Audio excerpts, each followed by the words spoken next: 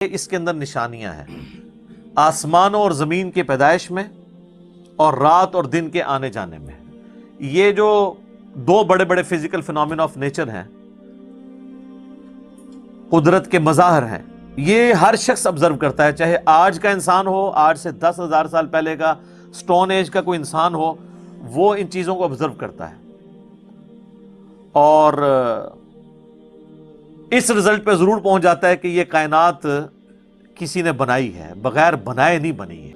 اور آسمان اور زمین کی پیدائش میں غور کرنے کا مطلب یہ ہے کہ پھر جو کچھ آسمان اور زمین میں آپ کو نظر آ رہا ہے، اس میں ستارے بھی ہیں، سورج بھی ہے، اور زمین میں جو کچھ بھی نظر آ رہا ہے، ایک ایک چیز کے اندر اللہ کی قدرت کی نشانیاں موجود ہیں.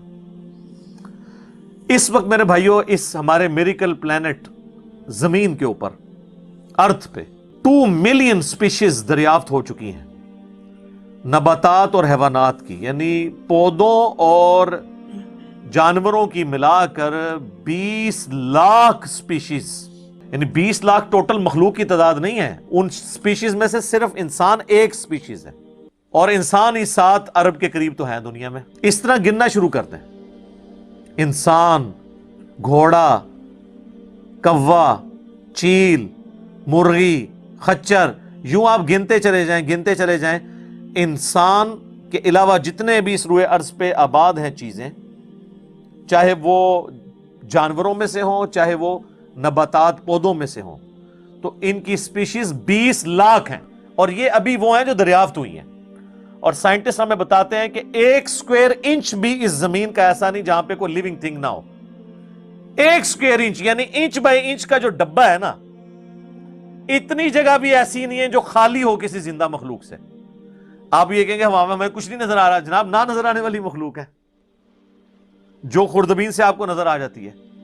ایون خوردبین کے ذریعے اگر ہم اپنے جسم پہ دیکھیں نا، تو یہ بیکٹیریاز ہی بیکٹیریا نظر آئیں گے جو ہمارے جسم سے خوراک حاصل کر رہے ہیں، لیکن ابھی دیکھنے میں تو نہیں نظر آتے، بہت چھوٹے ہیں.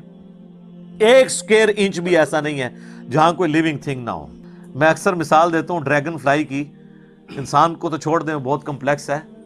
یہ جو ہیلی کاپٹر ہم جسے کہتے ہیں، ایک چھوٹا سا آپ سمجھ لیں کیڑا ہے ہوا میں اڑنے والا، اس کے ایک ڈھیلے کے اندر 25,000 آنکھیں ہیں.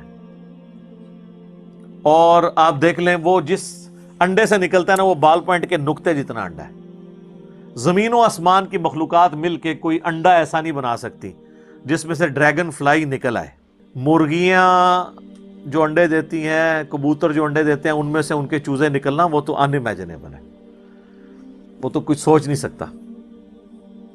زمین و آسمان کی ساری مخلوقات مل کے ایک بیج ایسا نہیں بنا سکتی جس کو زمین میں بویا جائے اور وہ 6 ارب گنا بڑا درخت بن جائے. تو جو کام کرنے سے نہیں ہو سکتا وہ خود بخود کیسے ہو سکتا ہے؟